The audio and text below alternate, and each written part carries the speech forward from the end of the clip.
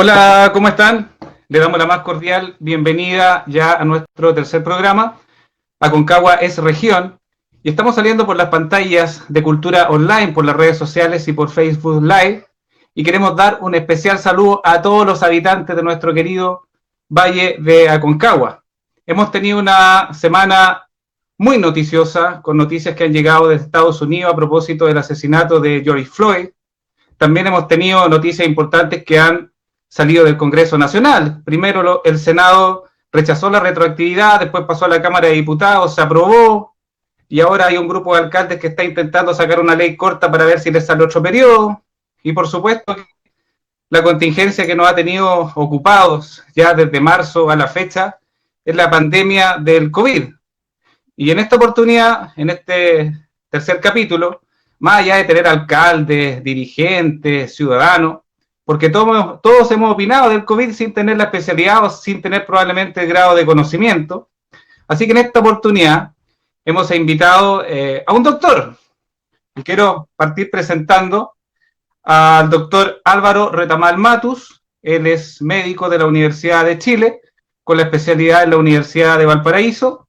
Él además es jefe del servicio de pediatría del Hospital San Camilo y es el fundador, en realidad, de la UCI pediátrica del Hospital San Camilo, y con él vamos a conversar de toda la contingencia nacional y en especial el COVID, tanto en lo global, en lo nacional y también en lo local, enfocado a nuestro querido Valle de Aconcagua. ¿Cómo está, doctor? Gracias por participar. Hola, hola, gracias Claudio y bueno, saludos a todos los que están presentes en esta señal de streaming. Mire, tiempo atrás estaba viendo un documental donde aparecía Bill Gates, que tiene una fundación con la cual le crean vacunas, y él sostenía de que en los próximos años probablemente la gente que iba a fallecer lo iba a hacer por algún virus y no por la guerra, y esto fue antes de la crisis del COVID. Y hemos visto de que de China y de otros países salieron otras enfermedades, otros virus como el SARS, como el MERS, en el 2002 y en el año 2012, que por distintas razones no provocó los efectos del coronavirus, del SARS-CoV-2. Entonces, primero, desde su perspectiva, ¿en qué se diferencian estos virus que con el coronavirus actual? ¿Por qué este es más contagioso? ¿Qué fue lo que ocurrió? ¿O China logró contener esto antes de que saliera de la frontera? ¿Qué fue lo que pasó ahí? ¿Sabe usted algo de eso? Sí, o sea, bueno, como por cultura general de salud no es mi especialidad, pero a ver, lo primero es distinguir un poquito que el SARS es la enfermedad y otra cosa es el virus, que la puede provocar.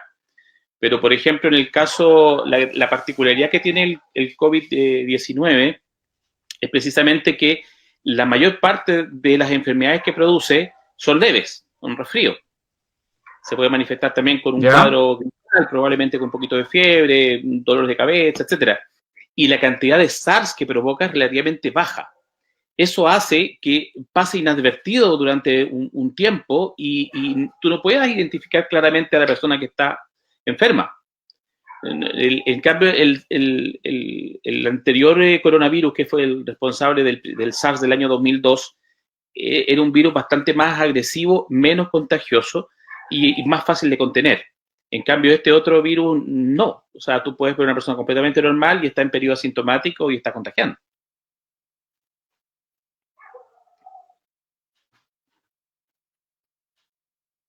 No sé si se explica.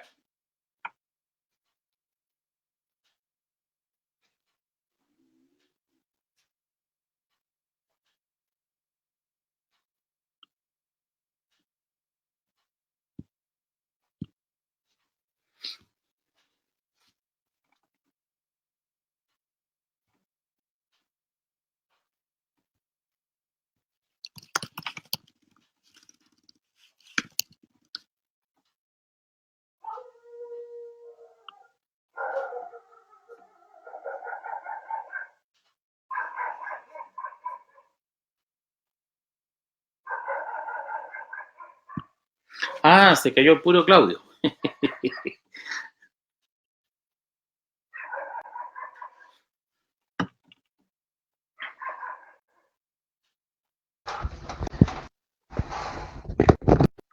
Hola, hola. Estamos.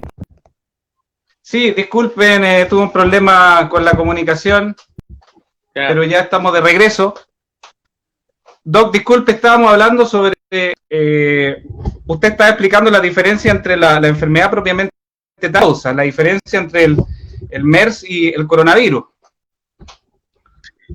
Efectivamente, lo que estaba tratando de comentarles es que el SARS es la enfermedad.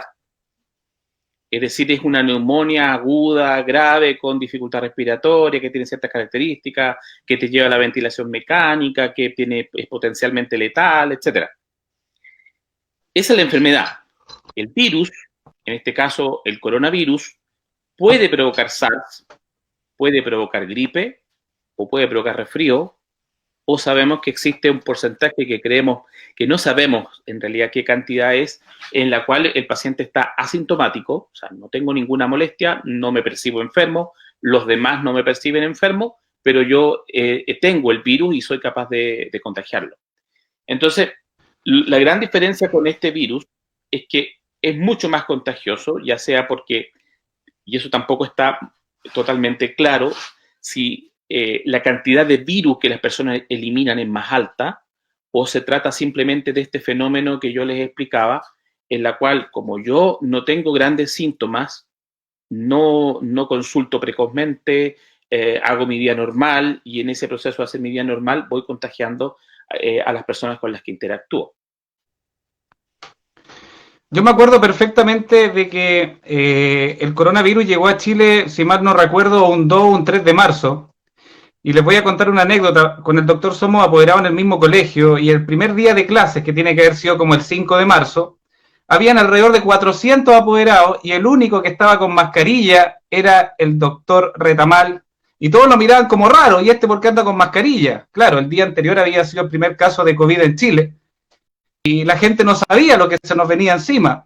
Después pasó el tiempo, doctor, y se acuerda que llegó un momento en que el gobierno estaba controlada, la subsecretaria Daza decía de que ya era posible salir a tomarnos un tecito, manteniendo las distancias, el alcalde Lavín empezó a hacer la parafernalia para abrir los moles, la Pumán, que se empezó a hablar del retorno de clases, se empezó a hablar del retorno a la normalidad. ¿Usted cree, Doc, que esta normalidad que quiso dar el gobierno en cierta forma detonó un poco el aumento exponencial de los casos de contagio y fallecidos? Sí, sí, yo creo que sí, claramente. A ver, mira, estábamos en un momento en el cual el impacto de medidas que el gobierno tampoco quería tomar, no sé si te acuerdas, pero que no quería cerrar fronteras inicialmente, costó mucho para que cerrara la frontera, cerraron, ya, logramos que cerrara la frontera. Después la presión fundamentalmente de los alcaldes, la comunidad, distintos espacios de la sociedad civil, logró que se suspendieran las clases. En realidad fueron las universidades las que tomaron la decisión de suspender las clases, en forma autónoma. Después el gobierno apareció como que sí, ya ok, suspender las clases. Los alcaldes comenzaron a suspender las clases en sus comunas hasta que al final el gobierno no le quedó más que decir, bueno, suspendamos las clases. De hecho, el ministro Mañalich, no sé si recuerdan, que dijo en este mismo periodo, ¿no?, de la nueva normalidad, de que no, yo nunca quise que se suspendieran las clases, siempre me pareció que era incorrecto. Bueno, yo creo que el suspender las clases y el cerrar los malls tuvo un tremendo impacto en la progresión de la pandemia. De un crecimiento acelerado que estábamos presentando, llegamos a un momento en que el crecimiento fue lento.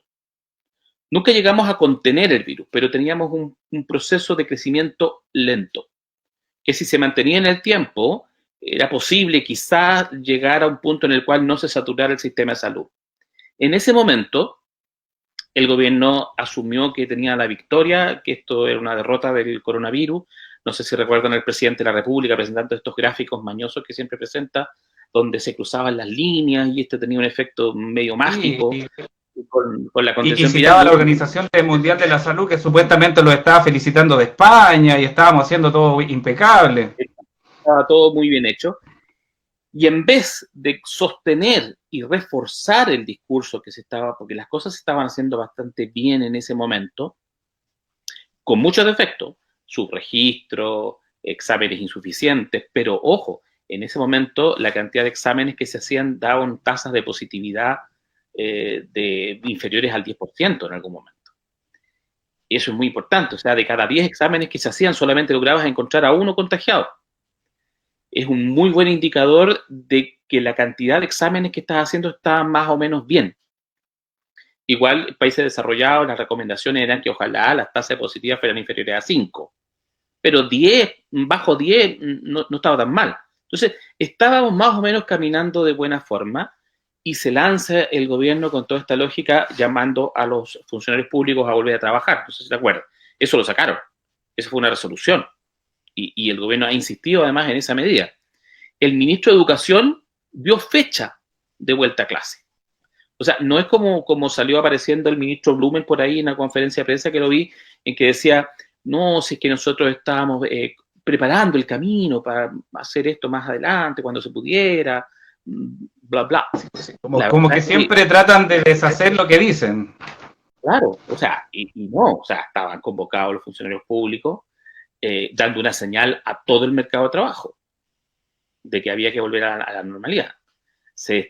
Había fecha para vuelta a clase y se estaba pidiendo a los colegios que fijaran este regreso seguro, que generaran condiciones, como si no supieran que los colegios públicos no tienen los recursos para establecer esas condiciones de seguridad, pero como que apareció la demanda, ¿no? Tienen que generar condiciones de seguridad para volver. Y sale lo que dices tú, la ministra diciendo que vamos a tomar cafecito al centro, y el ministro Maña dice, bueno, ya no se tomen un café, tómense una cerveza, ¿te acuerdas? Sí. Tómensela, pero encerrado en la casa. En señales que la verdad yo creo que marcaron una catástrofe, y a partir del 1 de mayo esta catástrofe se empezó a develar.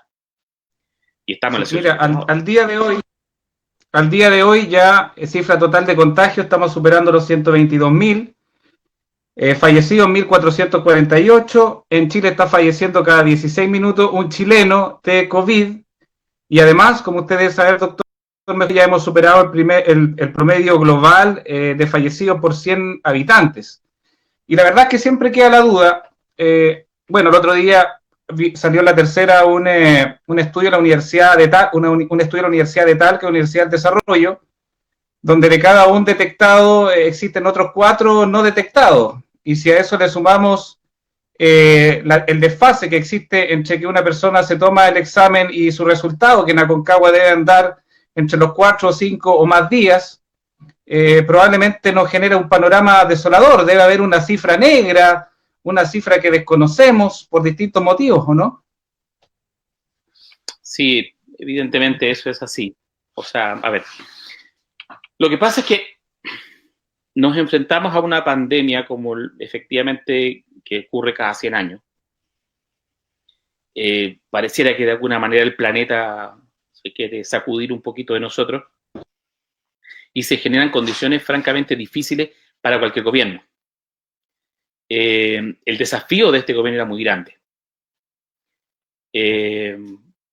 Por lo tanto, el que lo hayan hecho mal,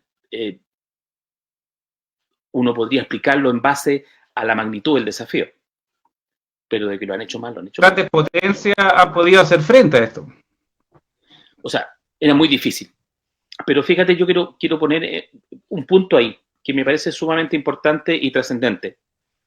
Las condiciones que hacen más difícil que Chile logre controlar la pandemia tienen que ver en parte con un problema de gestión de gobierno. En parte con un problema de gestión de gobierno. Pero creo que no es lo más importante. Yo creo que lo más importante en Chile, que determina que la pandemia esté teniendo el curso que está teniendo y poniéndolo en lugares tristemente top a nivel mundial, es, por ejemplo, la precariedad de nuestro sistema laboral. ¿Cuánta gente hoy día o trabaja honorario o trabaja libre, ¿no? Que no sé qué significa esa libertad, porque en el fondo son mayores restricciones, tienes menos apoyo, estás más solo. Tenemos un sistema de precariedad laboral que determina que la gente tenga que salir a trabajar en cuarentena o se muere de hambre. ¿Qué pasa si yo te diagnostico COVID y tú trabajas, ganas, comes de lo que trabajas día a día? vas a tratar de evitar la cuarentena, porque ¿qué vas a hacer? Entonces, hay condiciones que son objetivas que hacen que las cuarentenas, por ejemplo, no se cumplan todo lo bien que podrían cumplirse. Tenemos un sistema de salud fraccionado, donde la atención primaria, que debería haber sido desde siempre el pilar en el manejo y la contención del virus, ha tenido un rol secundario. Recién hoy día el ministro aparece descubriendo la pólvora y diciendo, oye, no sé qué, los alcaldes, la atención primaria tienen que jugar un rol importante. Eso siempre tenía que haber sido así. Entonces teníamos un sistema de salud centrado en lo curativo. Por lo tanto, ¿dónde puso los cartuchos el gobierno en forma equivocada? En la atención de UCI. Y yo me dedico a UCI, me encanta, ¿no? Es lo que más me gusta, es lo que me apasiona. Pero no es ahí donde se podía ganar la batalla contra el coronavirus. De hecho, se han hecho esfuerzos increíbles. Yo creo que los médicos intensivistas de adultos en Chile han hecho lo humanamente imposible y han logrado pasar de 1.500 ventiladores funcionando a hoy día que estamos cerca de los 2.600, ¿no? Te podría dar que nos da la Sochimi, pero ellos están hablando alrededor de 2.700, una cosa así, ventiladores que han logrado ponerse en marcha. Un esfuerzo increíble. Pero mientras más enfermos hayan y mientras más se siga contagiando la gente, bueno, se van a hacer poco las camas de UCI. Eso estaba claro desde el principio. Desde el principio la batalla era aplanar la curva. No sé si te acuerdas. Ese era el discurso y eso lo teníamos todos claro. Había que aplanar la curva. ¿Qué significaba aplanar la curva? Evitar que los contagios se dispararan, que avanzaran muy rápidamente los contagiados, porque eso iba a generar más pacientes graves que el sistema no iba a poder absorber. Y eso ocurrió igual. Porque además la gente... Chile tenía la ventaja de que estábamos viendo el futuro. Italia, España nos llevaban prácticamente 2 meses con los cuales se podrían haber adoptado las medidas necesarias, viendo el futuro, lo que estaba ocurriendo allá. Y algo usted me estaba señalando recién, doctor, a propósito de los ventiladores y las camas críticas. ¿Cómo está el nivel de congestión en Santiago, en la capital, en otros lugares? Y en lo que concierne a Aconcagua, yo he sabido, yo entiendo de que la red de salud es una sola y que debemos ser solidarios, pero también han llegado pacientes de otras comunas, de otras ciudades a Aconcagua. También tengo entendido que incluso algunas ambulancias de acá de la zona se han utilizado en Santiago. Entiendo que debemos ser solidarios, pero ¿cómo está el tema con respecto a las camas en el panorama nacional y en el panorama local de Aconcagua? A ver, bueno, la región metropolitana está colapsada. No hay más camas críticas. La Sociedad Chilena de Intensivistas planteó claramente que hacía falta en esta semana crear más de 300 camas nuevas. Y en este momento, en la encuesta que hizo la Sochimi hoy día en la mañana, con la realidad de ayer, hay 310 pacientes en la región metropolitana ventilados en camas que no son de UCI. Es decir, con equipos humanos y equipos tecnológicos que no tienen el nivel de una UCI, pero que se han logrado adaptar para poder dar alguna respuesta, con algún nivel de calidad, pero que no alcanzan los estándares de una unidad de cuidado intensivo. Está colapsado totalmente Santiago. Está colocando gente en provincia, llenaron la sexta, han llenado parte de la quinta, han llenado la cuarta.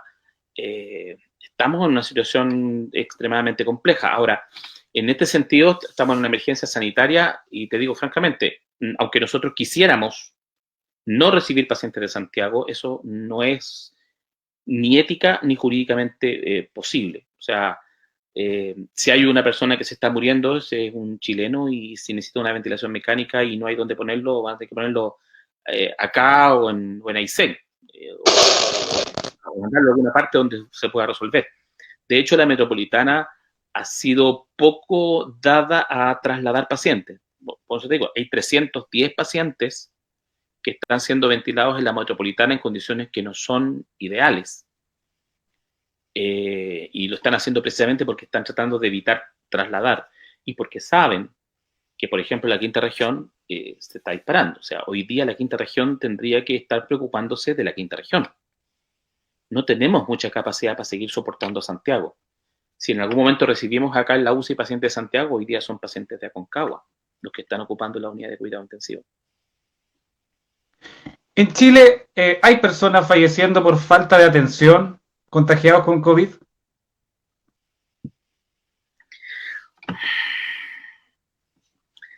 A ver, sabemos que la mitad o más de los fallecidos no están falleciendo en UCI. Están muriendo en la unidad de emergencia o están muriendo en la casa. Eso no es una condición ideal, no es una condición adecuada.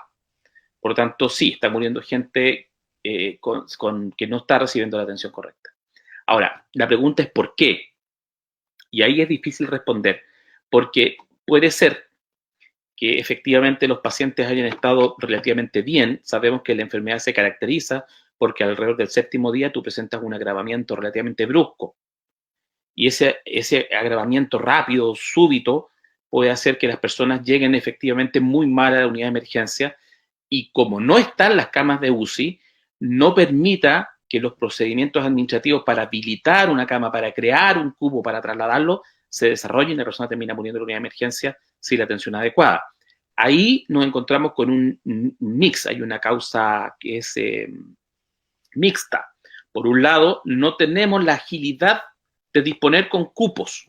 Los cupos se crean artificialmente, se construye un cupo para darle cabida a esa persona, pero el cupo no está disponible. Normalmente lo que ocurre en Chile es que llega un paciente grave a la unidad de emergencia y tú tienes un cupo de intensivo listo para ser usado, lo que te da la velocidad de respuesta.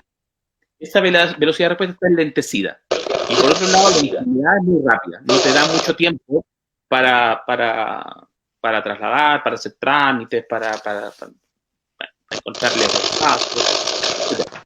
Entonces, la respuesta es un poquito más que sí, pero más o menos va en el sí. Está muriendo gente porque no está en condiciones de recibir la atención óptima que debería recibir. ¿O se está haciendo uso de las máquinas para anestesia? Sí. En la metropolitana, casi la mitad de las máquinas de anestesia están dedicadas a ventilar pacientes COVID. Y aquí mismo en Aconcagua ya se está planificando, digamos, empezar a trabajar con máquinas de anestesia. No ha sido necesario todavía, pero ya está todo organizado para eso. Sí, hay mucha gente dentro de lo mismo. Claro, hay mucha gente dentro de lo mismo que tiene muchas dudas, doctor, y lo quiero llevar al tema que pasó con el alcalde Patricio Freire, que él se tomó 2 PCR y le salieron negativos, y luego se tomó el tercero y le salió positivo. Y ahora se ha adoptado el criterio de los que tengan la sintomatología, ya se presumen que son contagiados con COVID. Entonces, aparentemente, ¿qué está pasando con los PCR? ¿Hay mucho falso negativo o falso positivo? No sé cuál es la terminología respecto a aquellas personas que están contagiadas, pero los que aparecen como negativos. Claro, los que aparecen negativos, pero en realidad están enfermos, son falsos negativos. No son realmente negativos. Ahora, eso ocurre porque normalmente ocurre, lo más frecuente que ocurra es que el examen se toma muy precozmente. Sabemos más o menos que la PCR empieza a hacerse positiva más o menos al 3er día del contagio. Ya. Sí, aquí estoy. Y más o menos al 7º día, ya está, entre el 5º y el 7º día, ya las probabilidades de que de detectar al enfermo con la PCR ya están bien establecidas. Javier. Sin nunca llegar al 100%. Pero no hay ningún examen que llegue hasta el 100%. Por eso en el contexto actual... Doctor, probablemente me escucha, ¿sí? Yo estoy con un pequeño problema aquí de audio. Le quería consultar también. A ver, ¿qué es lo que se nos viene para el futuro? ¿Cómo salimos de esto? Tenemos que esperar una gran cantidad de contagiados para que se generen los anticuerpos. ¿Qué sabe usted de la vacuna rusa, de la que se está generando entre Oxford y AstraZeneca, esta compañía sueca? ¿Por dónde va la solución a esto? ¿Vamos a poder volver a abrazarnos en algún momento? Entonces, la respuesta es sí. Va a llegar ese momento. Ahora, ¿cuándo? Es difícil poder predecirlo. Hay las condiciones para volver a tener una vida sin distanciamiento social o distanciamiento físico entre las personas están bien establecidas. En el fondo, lo que necesitamos es que más o menos el 80% de la población tenga anticuerpos contra el virus. Para que el 80% de la población tenga anticuerpos contra el virus, tienen que pasar dos condiciones. O se han enfermado del virus y han generado anticuerpos efectivos, o existe una vacuna, que es la que produce, la que hace que tú tengas los anticuerpos y no enfermándote. Cuando ya un 80%, otros dicen 70%, etcétera, ha logrado tener anticuerpos, ahí se produce lo que se llama la inmunidad de rebaño, es decir, este otro 20 o 30% que no tiene anticuerpos queda como protegido, como si fuese un escudo por las personas que sí tienen anticuerpos. Pero eso requiere dos condiciones, o sea, uno, la vacuna, y que la vacuna se pueda desarrollar, y es muy difícil que la vacuna se pueda desarrollar dentro de este año y quizás incluso dentro del próximo año, porque tú tienes que probarla. Y no te sirve una vacuna que te genere, por ejemplo, inmunidad por 3 meses. ¿Qué sacas tú con una vacuna por 3 meses? No tiene sentido.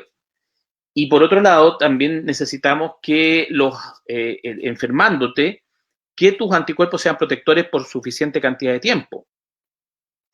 Y eso es difícil hoy día de poder decirlo. O sea, sabemos que hay gente que en muy poco tiempo, en 3 meses, ya han perdido su capacidad de generar anticuerpos eficaces y se vuelven a contagiar. Pero no sabemos si eso es una excepción, no sabemos si eso es una rareza o si efectivamente el virus en la gran mayoría de la gente se va a comportar como un agente que no es capaz de provocar anticuerpos, por ejemplo, anticuerpos efectivos.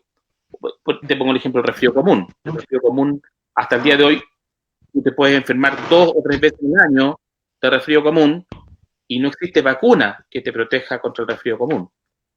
Claro. Entonces, lamentablemente la respuesta no existe. Claro. Y en el plano local, tanto el colegio médico como los alcaldes, como movimientos ciudadanos, como algunos parlamentarios que se han sumado, hemos insistido con la cuarentena, la que lógicamente tiene que ir acompañada con medidas de mitigación respecto de personas que van a necesitar los medios suficientes para subsistir en esta cuarentena. Pero hasta el momento no hemos tenido ninguna señal. Por una parte, estarán esperando más fallecidos, estarán esperando más contagios. A mí me queda la sensación de que están prevaleciendo obviamente los factores económicos por sobre la integridad de la salud de las personas. A ver, yo no entiendo por qué no hay cuarentena. Nosotros como colegio médico lo planteamos hace 2 semanas, 10 días atrás, una cosa así. La cantidad de casos en la quinta región está aumentando a ritmo del 6%, más o menos, pero constante. Eso es una situación de muchísimo riesgo. Y en Aconcagua también estamos creciendo fuerte. Y lo más peligroso de todo, lo que más nos pone en una situación de extrema fragilidad, es que tú tienes que pensar que el periodo de máxima contagiosidad del virus es un día antes de que empiecen los síntomas y los primeros 5 días en que estás enfermo. Si tú la PCR, el resultado de tu COVID, lo vas a tener a la semana, y el examen te lo hiciste a los 3 días que estabas con síntomas, el examen te va a llegar cuando ya estás contagiando menos. O sea, tu mayor periodo de contagiosidad ya lo pasaste. Entonces, la estrategia que ha definido el Ministerio de Salud, que es identificar a los enfermos, aislarlos, vigilar sus contactos, no tiene ningún sentido si tú te demoras la cantidad de tiempo que te estás demorando ahora en obtener las PCR. Entonces, o solucionamos eso, o cambiamos totalmente de estrategia y pasamos a una estrategia más de lockdown, de confinamiento, de cuarentena.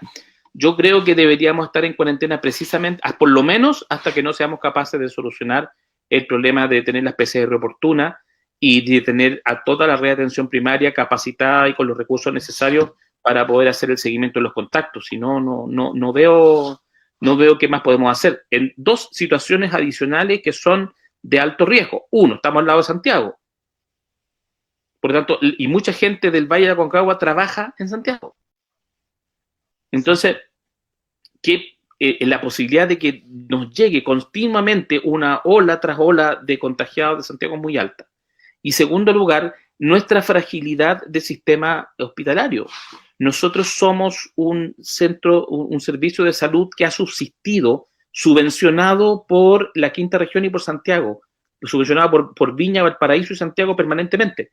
Por lo menos en pediatría, nosotros todos los inviernos tenemos que trasladar pacientes porque nuestra capacidad para resolver los pacientes críticos no permite solucionar todos los problemas del valle. Tenemos que contar con Santiago, tenemos que contar con Viña para poder trasladar a nuestros pacientes al sistema público y al sistema privado.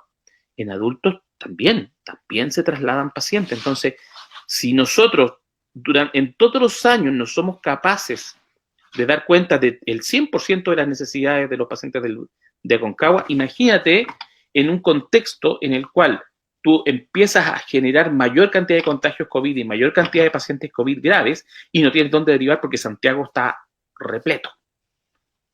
Exacto. Entonces, esta situación de fragilidad extrema hace que los costos que tengamos que pagar como Aconcagua, en caso de que efectivamente los casos se sigan disparando, los casos nuevos, y no tengamos control de ellos, esto va a ser una catástrofe. Crónica de desastre. Y al día de ayer se anunció el gabinete y estábamos todos expectantes por si podría haber alguna novedad importante. Al final fueron puros enroques sin mayor trascendencia. Y la verdad que yo creo que a esta altura la salida del ministro da lo mismo mientras no se cambien las políticas de fondo, porque puede llegar otro ministro que tenga la misma visión. Por tanto, más allá de la figura que detenta el ministro, yo creo que el enfoque está dado por las políticas en salud que deben diseñarse y también deben implementarse, ¿no? Claro, y te insisto, tiene que ver también, y esto es importante entenderlo, porque tiene que ver con qué vamos a hacer como país cuando salgamos de este proceso. Somos un país que no estaba preparado para enfrentar algo como esto. Y no me refiero solamente a esto que habla Piñera, ¿no es cierto?, que en enero empezaron a prepararse. No me refiero a esta fantasía casi autoerotizante que tiene Piñera, ¿no?, de decir que estaba listo para todo lo que estamos viendo hoy día. Tiene que ver como que el modelo de país que hemos desarrollado.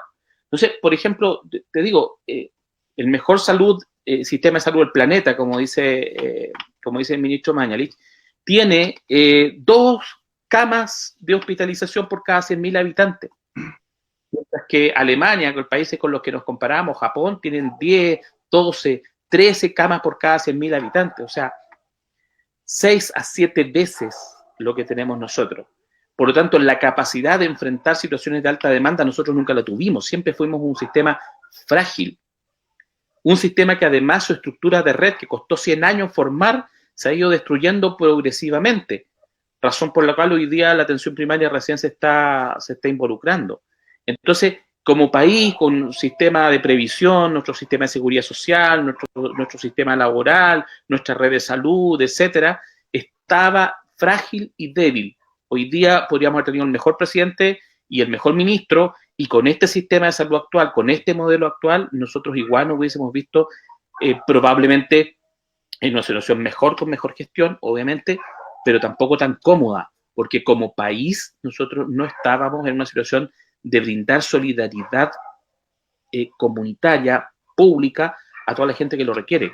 Este sistema de ráscate con tus propias uñas, que es lo que ha levantado este modelo que vivimos desde hace bastantes años, que entre otras cosas yo creo que fue el que provocó, ¿no es cierto?, el estallido social que vivimos justo antes de la pandemia, nos está haciendo pagar también los costos hoy día. Sí, y eso está vinculado al proceso constituyente, ya vamos a hablar de eso. Vamos a saludar a la audiencia que tenemos en este momento. Salina Morales, que se encuentra conectada, a Adelaida Escalona Pino también, que se encuentra, Doña Paola Muñoz Sea dice, excelente, muy claro el doc en sus comentarios. Lo felicito y gracias por su gran aporte. También nos saluda Paola Leiva, saludos a Claudio y al doctor. Nos saluda también Cecilia González, gran aporte el doctor, y aprieta el sticker de un corazón. Excelente Álvaro, nos dice Paola Leiva. También tenemos a Reynoso Mura, dice, gracias doc por su aporte. Quiero hacerle una consulta. ¿Estamos preparados para cubrir las necesidades de nuestras comunas? Después podemos complementar esa respuesta porque ya conversamos algo más o menos de eso.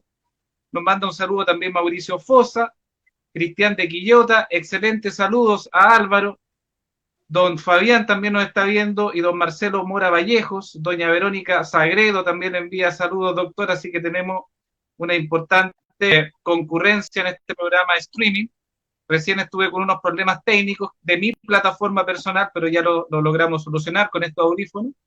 Así que recién estaba comentando el doc de que esta pandemia nos pilló un poco desprevenidos, con un sistema público frágil, y tenemos un proceso constituyente a la vuelta de la esquina, en octubre del presente año. Y no me cabe duda que algunos van a intentar postergarlo. Para ello se necesitarían 2/3, porque el proceso constituyente está consagrado en la actual Constitución Política de la República, por tanto se requiere un gran acuerdo si se quisiere modificar. La suspensión de abril tenía su fundamento porque se suponía que en abril iba a estar el PIC, resulta que no fue en abril, sino que el PIC se trasladó para junio-julio. Pero ¿cómo ver el panorama para octubre? En el mediano plazo, probablemente muchos se preguntan en la casa, bueno, nadie es adivino, pero ya se está hablando de que las universidades ya no van a volver a clases presencialmente el segundo semestre. Lo mismo en los colegios, ya se está hablando de que el segundo semestre probablemente también sea online. Entonces, yo sé que usted no es adivino, pero desde su perspectiva, ¿cómo se nos ve la cosa en el corto plazo? Si podemos volver a la normalidad o no se sabe, y cómo estamos para enfrentar el plebiscito de octubre. Son son varias preguntas. A ver. Como Paulsen. Claro. Oye, a ver, yo creo que lo del plebiscito lo voy a dejar para el final. Sí. Uno puede basarse un poco en la experiencia de Italia y de España, en términos de que ellos recién en este momento están empezando a aflojar algunas de las medidas. Pero la verdad no sabemos qué va a pasar tampoco, porque acuérdense que la Organización Mundial de la Salud nos habló de este temor a las segundas olas, a estos rebrotes letales, ¿no? Que pudiesen ocurrir. Porque lo que conversábamos recién, ¿cuándo vamos a quedar tranquilos frente a COVID? Cuando el 80% de la población tenga anticuerpos. O el 60%, ya te regalo, el 60% de la población tenga anticuerpos. Mientras eso no ocurra, vamos a tener siempre el temor de un nuevo brote de coronavirus. Por lo tanto, efectivamente, no era mala la frase de la nueva normalidad, súper a destiempo, pero no era mala la frase. Efectivamente, vamos a tener que, una vez que pase esta ola que va a pasar, y yo espero que efectivamente en septiembre, octubre, ya estemos en condiciones de que el sistema de salud no va a estar saturado. Pero no vamos a poder volver a lo de siempre, mientras no tengamos una solución más definitiva. Nos queda mucho todavía susceptible. O sea, somos un país de 17 millones. No sé cuánto fue lo que dijo que teníamos el mejor censo de la historia. Se equivocó como en un 30% el conteo, pero estamos cerca de los 18 millones. Pero parece que estamos ahí por, no sé, como los 19 millones, creo que los 17, no sé. Ya, y calcula, ¿cuánto llevamos contagiados? ¿1 millón? No.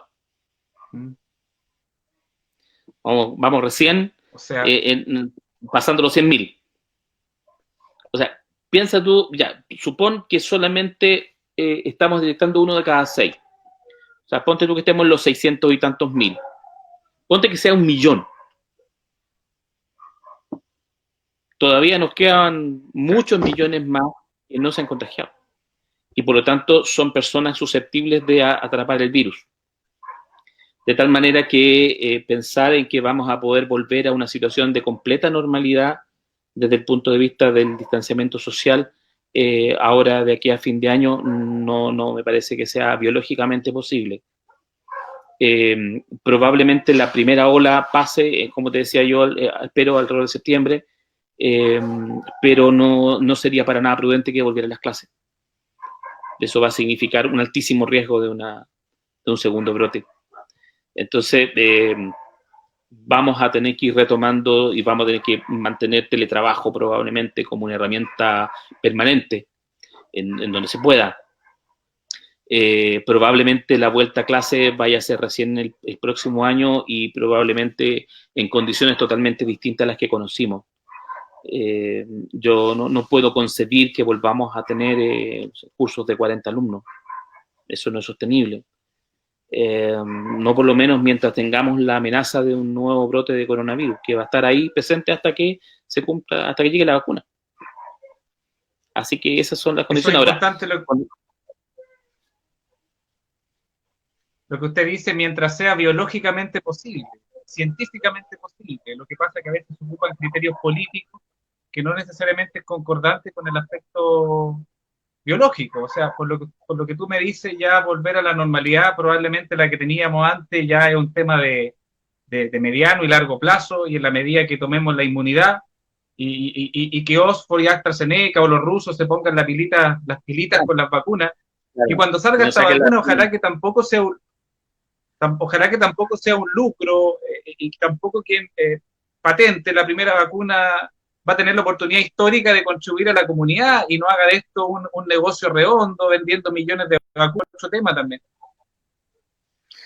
O sea, yo creo que van a ganar suficiente plata vendiendo la vacuna barata. Claro, como, con la cantidad. Como matar la gallina en los huevos de oro, porque podría venir simplemente los distintos países y ponerse de acuerdo y por el imperio de la fuerza, hecha ley o no, apropiarse de una patente. Si la patente no deja de ser una convención social. Pero bueno, espero que efectivamente haya conciencia en eso. Yo creo que con suerte podríamos tener vacuna, como te digo, a finales del próximo año, pero nos queda todavía todo y el próximo año antes de pensar en una vacuna. Entonces, en ese sentido, el plebiscito nos va a poner un desafío enorme, digamos, en términos organizacionales.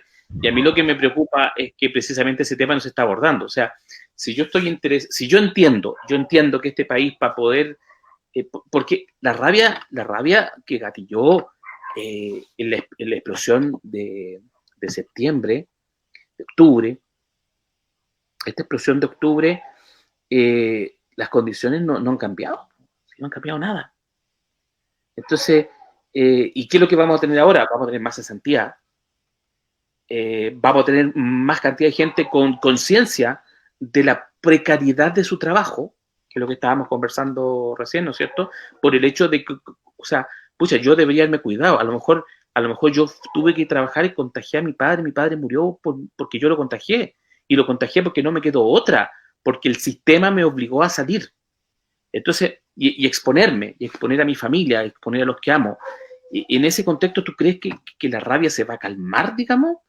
O sea, si este país no es capaz de ofrecer causas institucionales para poder dar espacio a la gran cantidad de gente que hoy día está molesta, que se siente insatisfecha, que considera que esto es una injusticia, etcétera, si no aparecen causas para eso, lo que vamos a tener es un estallido 2.0. Entonces, y ojo, que cuando la gente estalla, da lo mismo que esté el coronavirus. O sea, yo creo que claro. Estados Unidos es si no, pregúntenle a los estadounidenses. Pero claro, o sea, hoy día Estados Unidos es el país que tiene más contagiados en el mundo, están los 110.000 muertos, no me cabe la menor duda que van a llegar a los 200.000 muertos, y la gente está en las calles protestando, porque además un ambiente de confinamiento, de cuarentena, de estrés, de angustia, no sabe qué es lo que va a pasar, genera más condiciones todavía de rabia, para generar una segunda explosión social. Entonces acá se necesita que efectivamente la gente recupere por lo menos alguna confianza en las autoridades. Y lamentablemente este secretismo, esta soberbia con la que se han tomado en general las situaciones de salud, lo que hacen es generar más desconfianza, mayor desconfianza, y por lo tanto menor credibilidad en nuestras autoridades y por lo tanto mayores condiciones para una nueva explosión. Piensa tú que hace como, no sé si fue hace 2 o 3 semanas, no sé si lo recuerdas bien, se produjo este conflicto entre la Seremi de Salud y la Dirección de Servicios de Salud Aconcagua por el número de contagiados que existía. Sí. Bueno, déjame decirte que confío mucho más en las cifras que maneja el Servicio de Salud, que siguen siendo distintas. Lo que pasa es que hay un tema de alineamiento y conocemos solamente hoy día las cifras que nos está dejando conocer la Seremi, que no creo que sea una cuestión maliciosa de ocultamiento de la realidad. Yo creo que no es algo malvado, no creo que tengan dolo. Sí. Pero Recuerdo cifras perfectamente cuando la directora de salud señaló de que ya estaban los elementos necesarios para una eventual cuarentena.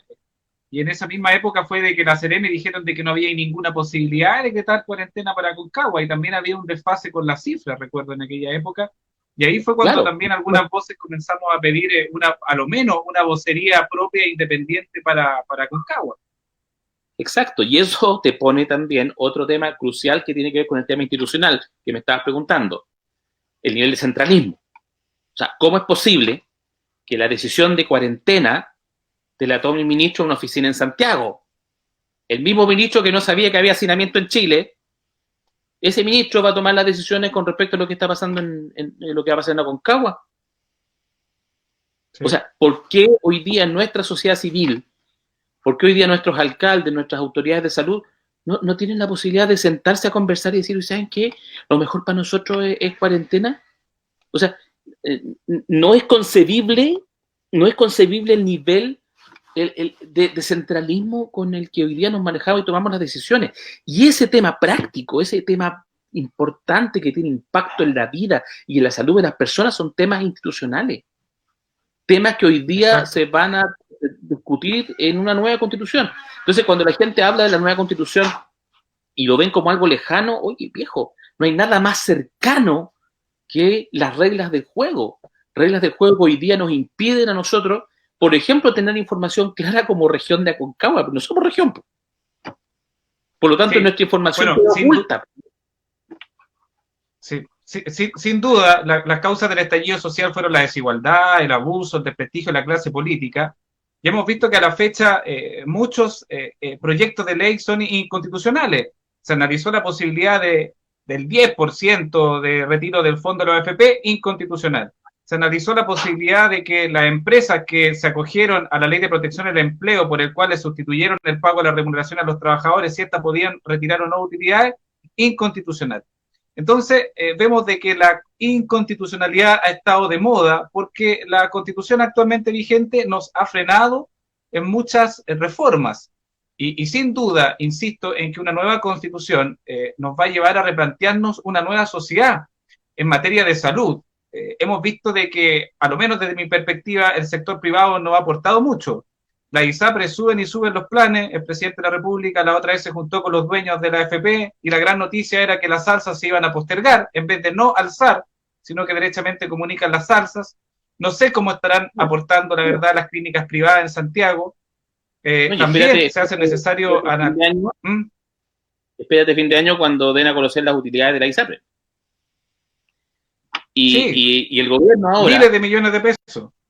El gobierno ahora, en la misma idea de seguir apoyando las ISAPRE, establece que ahora las cuarentenas son por 10 días. Claro. ¿Qué significa eso? Que si te dan licencia por 10 días, ¿cuánto te pagan? No te pagan los 10 días. Hay un gran problema ahí. Claro. No, y para los se hizo con intencionalidad. Para los trabajadores de salud, si tú te contagias COVID, es enfermedad laboral, por lo tanto, ya no te paga FONASA, te paga una mutual, con un montón de ahorros también para el sistema de seguridad. Entonces, bueno, Yo creo que el sistema privado de salud ha apoyado mucho en términos de tener una gran capacidad de generar mayor cantidad de camas críticas. Pero insisto en que el problema de tratar de solucionar la crisis COVID sobre la base de camas críticas es imposible. No existe país en el mundo que pueda, bueno, a lo mejor los japoneses, que tienen como 13 camas de hospitalización por cada 100.000 habitantes, cuando nosotros, te comentaba, tenemos 2. Quizás a lo mejor ellos tendrán alguna capacidad como para eso, pero no pudo España, que tenía más que nosotros, no pudo Italia, no pudo Francia, no pudo Inglaterra, no pudieron capaces de controlar con base a sus mayores recursos de salud, contener la saturación del sistema e impedir que la gente muriera por falta de atención oportuna. Entonces, este beneficio del sector privado, de las clínicas, etcétera, que efectivamente nos ha aportado en generar una capacidad de atención que no teníamos, y sin ellos no hubiéramos podido tenerla, que tampoco es gratis, y van a cobrar evidentemente por eso, pero bueno, era imprescindible, y el Estado por sí mismo no hubiera sido capaz de hacerlo bajo este diseño actual. No hubiese sido capaz de hacerlo sin el apoyo del sector privado. Pero desde el punto de vista de la seguridad, es decir, desde el punto de vista de las ISAPRES, porque una cosa son los prestadores, una cosa son las clínicas, y otra cosa es el sistema de ISAPRES. Las ISAPRES no se han puesto con nada, lo único que han tenido son beneficios. Nada. Y la utilidad del año pasado, 50.000 millones de pesos. Con esa plata compramos una locura de respiradores y hacemos por lo menos unos 20 CEFAM. Y el otro tema, que obviamente vamos... Toda la deuda hospitalaria se paga. Toda la deuda hospitalaria. Exactamente. Completa. Y otro tema que vamos a tener que ver en la nueva Constitución es mayor autonomía para los territorios. Hemos visto que los alcaldes han tomado un rol protagónico en esta crisis, fueron los primeros que empezaron a solicitar las cuarentenas, y obviamente que también Aconcagua Región tiene que estar en ese proceso y tener una mucho mejor descentralización de los servicios públicos, y porque hemos visto muchas circunstancias en que hemos estado dependiendo de Valparaíso, de información y de muchas otras circunstancias. Sí, o sea, yo esperaría que la mesa social, con los alcaldes, con distintas organizaciones de la sociedad civil, incluyendo el Colegio Médico, el cual yo también formo parte de la directiva regional, tuviese más voz, tuviese más presencia. Bueno, ahora con tantos alcaldes COVID positivos va a costar un poquito organizarnos, sí. pero se hace indispensable. O sea, en definitiva, yo creo que efectivamente en la medida que uno se va tomando los espacios se abren. Es bien difícil que el que detenta el poder te lo ceda. De alguna manera hay que ir tomándoselo. Y no estoy diciendo que quememos las municipalidades, ni no sé, bloqueemos las carreteras. Bueno, a lo mejor un poquito. Pero sí, de alguna manera tenemos que tener voz y hacer fuerza, si no vamos a estar perdidos, porque las decisiones se van a tomar pensando en Viña, siempre, pensando en Valparaíso. Nosotros no somos relevantes para... Piensa tú que cuando se enferma la gente acá en Aconcagua, el Ceremi se entera 2 semanas después que se enfermaron. Sí, la otra vez no tenía idea de unos casos que habían hoy en el Hospital San Camilo. ¿Ha sabido la salud del Ceremi, no? Del que estaba con COVID. No, la verdad no me preocupaba mucho, que en las redes sociales hay bastante información con respecto al Ceremi. Sé que no está, creo que ya no está intensivo, digamos, por lo menos no está, creo que no está gravísimo. Pero sí sé, por ejemplo, que acá en la Seremía de acá también hubo gente enferma y que había muchos en cuarentena. Entonces, sí. Claro, uno entiende, digamos, que las estadísticas que da la Seremi no son las estadísticas que sean oportunas. Tienen desfase, tienen errores, que son humanos. O sea, yo no cuestiono ni critico para nada a la gente que está trabajando en la Seremi, que yo creo que está haciendo una labor extraordinaria. Pero no estábamos preparados para esto, y un sistema que pretende que una pandemia de esta característica, el pandero lo lleven unas pocas personas en una oficina que depende de Valparaíso, me parece una locura. Total. Desde el principio que debiera estado la atención primaria llevando la batuta. Doctor, se nos ha pasado volando la hora. Queremos agradecerte habernos acompañado. Tuvimos una muy buena audiencia el día de hoy y ojalá que nos pueda seguir acompañando en alguno que otro programa de aquí para adelante. Necesitamos doctores médicos con opinión y que puedan estar disponibles para informar a la ciudadanía de Aconcagua fundamentalmente. Muchas gracias por la invitación y por la oportunidad. No siempre uno tiene la posibilidad de conversar todas estas inquietudes, sobre todo en esta época en que uno pasa encerrado. La verdad es que las posibilidades en el trabajo tampoco uno puede, ¿no? De decir todas las cosas que uno quisiera decir también. Así que además que todas las opiniones vertidas en esta circunstancia son responsabilidad exclusivamente mía, no represento a nadie. Así que no, son mi opinión y las defenderé donde se pueda. No, y las redes sociales también, la tecnología nos ha permitido desarrollar estas instancias democráticas y cada uno de nosotros está en nuestras respectivas casas sin necesidad de poder reunirnos. Para lo que sí me voy a tener que reunir con usted, Doc, es para hacer la entrega de un regalo físicamente. Le voy a hacer llegar un pack de cerveza mítica, cerveza del Valle de la Aconcagua. Esta es una cerveza negra Stud, así que se las voy a hacer llegar de algún mecanismo durante la semana, un pack de esta cerveza mítica. Y antes de terminar, don Fabián, señor director, quiero compartir algunas imágenes de algunas instancias de apoyo, algunas instancias solidarias que se están realizando en el Valle de Aconcagua. Ahí podemos ver un afiche de una olla común que se están realizando. Esta es la tercera olla común. La primera se hizo en la villa departamental, la segunda se hizo en la villa La Santita, si no mal recuerdo el nombre, y esta tercera olla común se va a realizar mañana sábado en el Asiento, en la localidad del Asiento en San Felipe. Tenemos otro aviso solidario también. Este es una línea de recolección de alimentos que está realizando la Coordinadora de Derechos Humanos y ahí se señalan los lugares donde puede ser entregada esta ayuda. Tenemos otras instancias. Este es otro tipo de ayuda que está organizando San Felipe Organizado, donde se están recibiendo distintos tipos de mercadería y alimentos no perecibles, y esto se está recibiendo en Traslaviña ex 264, entre Merced y Freire. Esa es otra instancia de solidaridad que se está llevando a cabo acá en las provincias de Aconcagua. Tenemos otra, y esta es una campaña que están realizando los estudiantes de AIEP San Felipe, por el cual se dona una luca. En la página web del Instituto Profesional de AIEP están los datos de la cuenta por el cual se está donando una luca para efectos de ir en ayuda de los más necesitados, principalmente acá en la ciudad de San Felipe.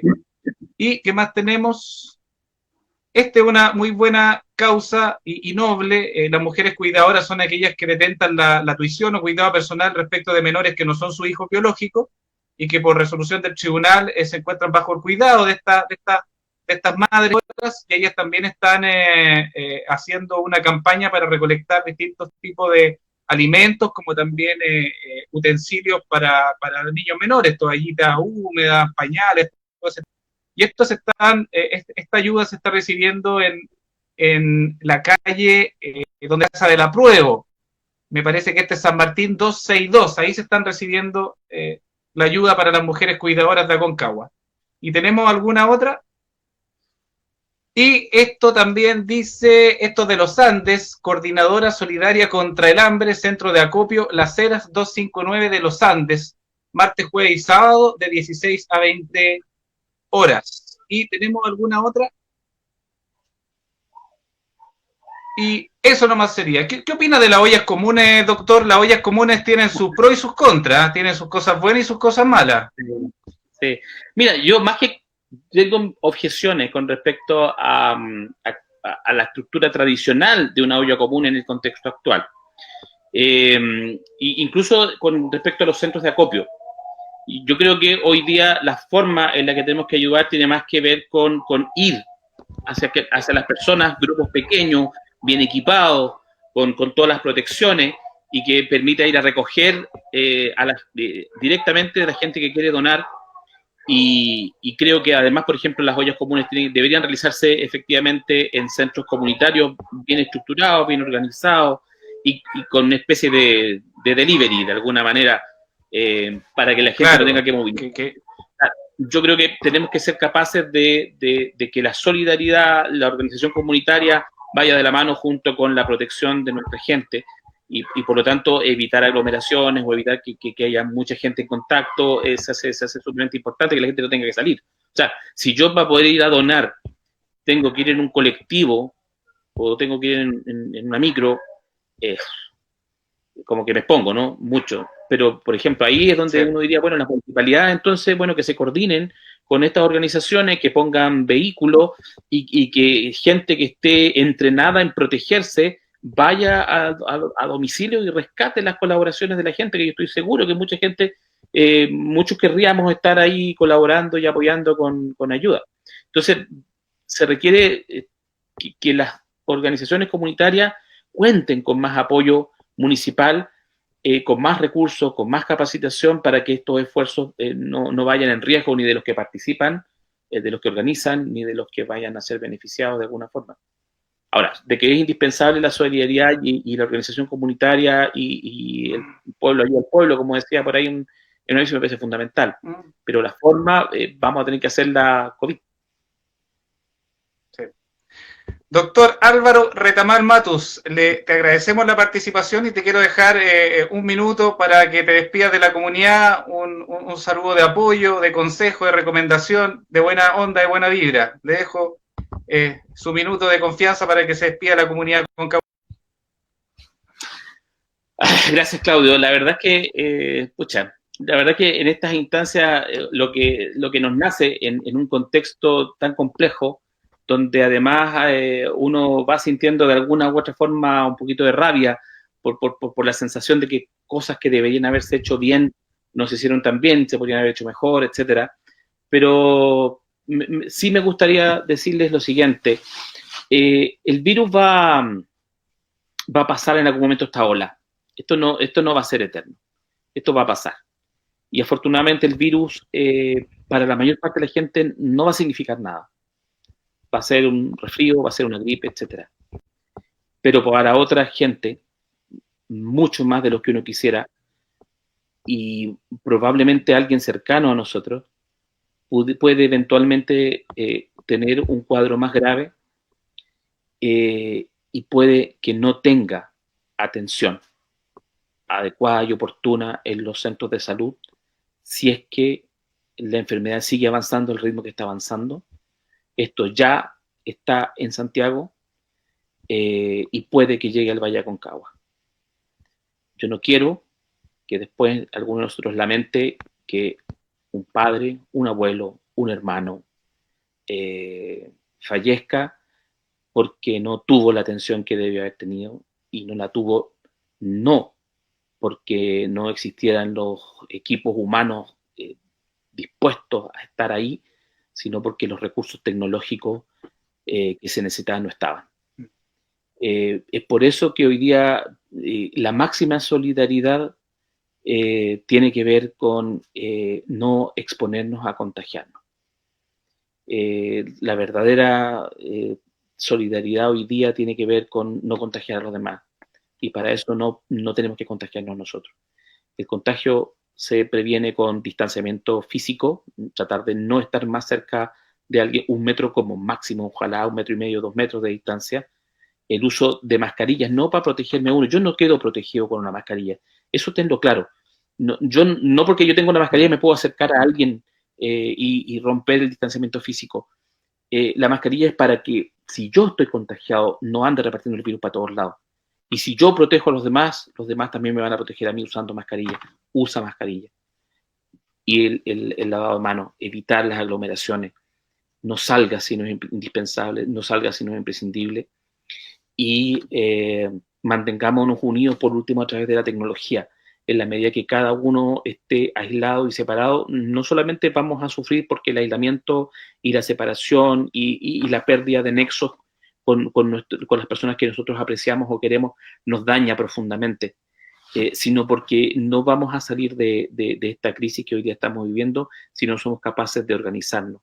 Y por eso un tremendo y fuerte saludo para todos aquellos que están organizando estas actividades solidarias, y el llamado a los alcaldes para que apoyen estas iniciativas sociales, para que no traten de competir con ellas, sino que de apoyarse en estos grupos que están haciendo actividad solidaria para evitar que esas actividades solidarias se conviertan en situaciones de riesgo y que tengan efectivamente todo el soporte que necesitan. Muchísimas gracias para todos los que hoy día estuvieron presentes en esta conversación. Muchísimas gracias a todos los que han estado siguiendo mis comentarios en Facebook. Y bueno, ojalá, espero pronto podamos encontrarnos en situaciones más gratas y darnos un abrazo. Le mando un fuerte abrazo, Doc. Excelente participación, palabras muy emotivas. Increíble como un virus diminuto tiene a la especie humana por el piso. Vimos el otro día que despegó un cohete, ¿cierto?, al espacio y los propulsores regresaron a la Tierra de manera vertical, una maravilla la tecnología, y a pesar de todos los avances, aún no podemos hacer frente a una partícula pequeña que es un virus. Y ahí hemos visto lo frágil que es la especie humana, y a veces no hemos tomado en consideración las cosas importantes, ser más solidario, de que las grandes empresas colaboren más a la sociedad, y ojalá que de aquí adelante, cuando salgamos de esta crisis, podamos construir una mejor sociedad, doctor. Así que le mando un abrazo y gracias a las pantallas de Cultura Online y a las redes sociales, y nos estamos viendo en un próximo programa para el próximo viernes a las 21 horas. Un abrazo a todos, nos estamos viendo. Gracias, Doc.